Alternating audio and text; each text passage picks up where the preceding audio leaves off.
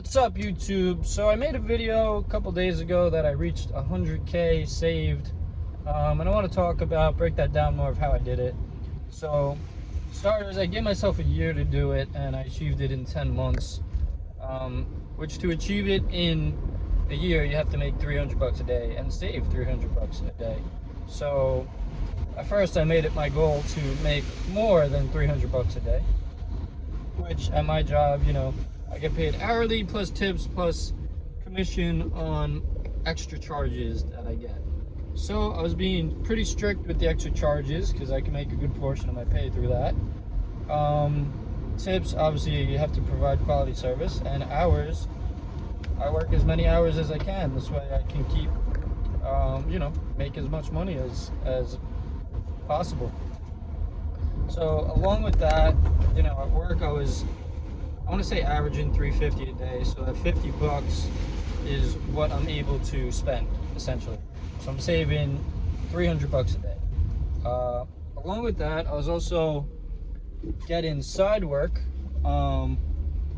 like hanging TVs for customers. I did one the other day. I made 400 bucks on it. Brought a worker with me. He made 140.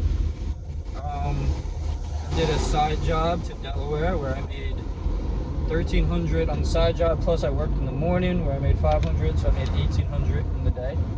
So that 1,800 day essentially gets me 2% to my goal. So a big chunk of it could be done right there. As far as hours worked a week, I'm generally bringing in like 1,500 in hours. I'm working like 60 to 70 hours. So all that's getting saved.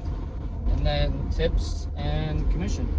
So also try to do as much side work as I possibly can, which comes down to, offering services to these customers when they're done, because you got to see where there's a need and fit the need. That's what a service company really does.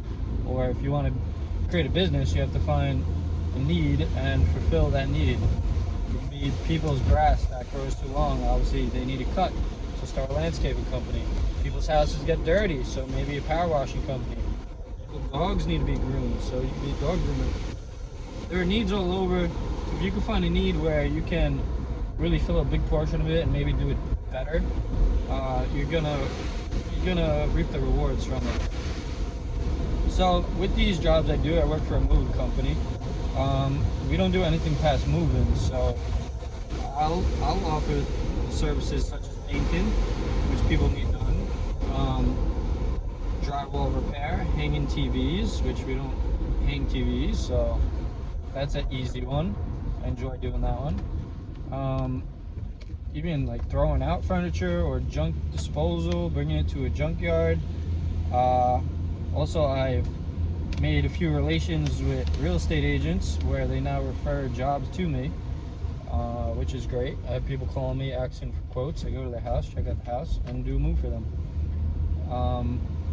And that's completely separate. That's a relationship I built. So pretty much any need that's out there for what I do, I try to serve it. And being I work for a moving company, there's a lot of like handyman things that can be done. And I do as much as I can. This way I can achieve that goal. So the next goal is going to be to save 100,000 in 100 days, which means I have to make 1,000 bucks a day, which is my grand goal. Not my grand goal, but my next goal is to make 100 bucks a day. I always thought it was nice to make 300 a day, which it is, but now making 1,000 bucks a day is 365,000 a year, which is a decent amount of money. You can live pretty comfortably off that alone. Along with your spouse's income, you both be doing pretty well. So in order to do that, I have to make 1,000 bucks a day. I have to provide work. So I'm gonna make business cards, as well as a website and a Google page. This way, jobs can organically come to me. And then actively, I can find work as well, just by listening to people, talking to people, offering services, finding that need and filling it. So every job I finish, like today for instance, we went to this customer's house, we took half his furniture, And the rest of it, he's like, yeah, I'm gonna throw out, yada, yada, yada. So we finished the job. I was like, hey, like, what do you plan on doing with the rest of that furniture? He's like, hey, I was actually gonna ask you, do you know anyone who could like dispose it for me? I told him like I could do that. I would come by his house, give an estimate, and then dispose of that furniture. Let's say a job like that, I could profit $400 or $500 as well as work that morning. And that day, I might bring in $1,000, maybe a little under. But what I see is I need to do it on my own. I need 3 side jobs a day. 3, not even side jobs, 3 handyman services a day.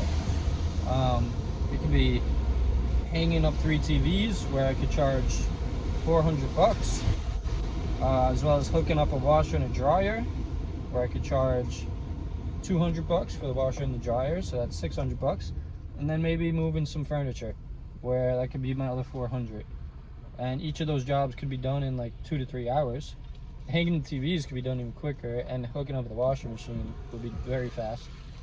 So yeah, and that's how I plan on making $1,000 a day. So how I saved $100,000 in a year was making a goal of saving $300 a day, being frugal with my money and not going out and spending $80 at the bar or buying clothes. I don't think I bought any clothes past 10 months. And the only thing I really spend my money on is going out with my girlfriend. That's my largest expense. I do live at home, so that's a big expense not paid. But for those who do live at home or don't live at home and have an apartment, if you could save $50 a day, that is $1,500 a month. Which, that right there, if you're living by yourself, you really should have like a studio or a 1-bedroom that cost you $1,000 to, let's say, $1,300, which is very doable. You just gotta shop around and negotiate, or get a roommate and cut your rent in half. So if you can make $350 a day, you know, if you have a roommate, let's say, you're not spending $750 on rent. So this is the extra $50, how to use it to get through the month. $750 on rent. You're not allowed to go out to eat, because when you go out to eat, you're spending $50. You can't afford to do that. So you got to buckle down and live below your means in order to one day live above your means. You know, so essentially, always live at your means. That's where you live. If you live above your means, then eventually you're gonna have to live below your means. And if you live below your means, then you could live above your means one day, because you spend all this time down here, so you're saving up extra money so you can then splurge or invest wisely. So yeah, that extra $50, you just spent $750 on rent.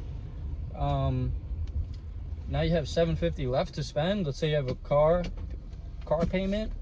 Well, really, you should have a used car that costs you $2,000, so that's costing you no money.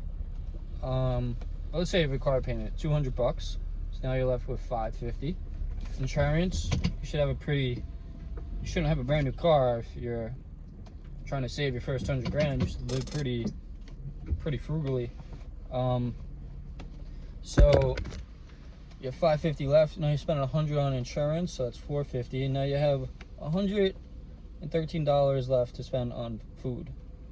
And let's say the $750 includes like electric and gas for your apartment. $1,500 is pretty pricey. I know a lot of people paying $1,000 to like $1,300 for a 1-bedroom, and you could easily share it, which is what I'm getting to. And share it with someone who's gonna encourage you to do better. Don't share it with someone who's gonna be stoned all the time, and like you're gonna be sitting on the couch stoned eating potato chips and not getting this extra work done. So yeah, now you have $112 to spend a week on food, which is pretty, I would say pretty accurate right there. That would probably get you through the week, $112. Buy food on sale, buy in bulk, and you know, have your food ready to go, already prepped. Like 3 meals a day, you got 3 eggs, bacon, bread, avocado. That should be like $6 meal. Then let's say lunch, you're having like tuna fish sandwich with some potatoes on the side. That should be like a $4 meal, so at 10 bucks. And then dinner you are ideally trying to spend 10 bucks, let's say. You could buy the cheaper cut of meat and have like a $1 bag of rice and have some steak and rice. So if you could spend 15 bucks a day on food that you know, are getting from the grocery store and cooking yourself, you're gonna save a lot of money. You're gonna be eating better. You're gonna feel healthier. You're gonna be able to have more energy to do these things that you want to do. Yeah, so that's how I saved $100,000. Even for those who are living at home, if you can make $350 a day, which could be 2 jobs a day, and let's say you do something in the morning and then work at a restaurant at night, you should be clearing $350 a day. And the restaurant should give you some food to go home with, so you might not have to spend money there, and you'll be eating while you're at the restaurant. So it really comes down to hustling. You need to get 2 jobs if you're not already making $350 a day. Learn something where you can make more money. Get into a trade or get a certificate where you could get a job that pays better, and hustle as much as you can. You know, if you want to be able to live a good life, like live comfortably later in your life, you have to get it done now. You know, your future self will thank you, and I thank my past self for working so hard. But I'm going to continue to work hard. This way I could then thank the person I am today later on for working so hard. This way I could chill on my yacht in my private jet on the beach and do whatever I want to do and not have to worry about money. So guys, thank you for watching. That's it for today. Have a great day. Please like, subscribe, leave a comment. Peace.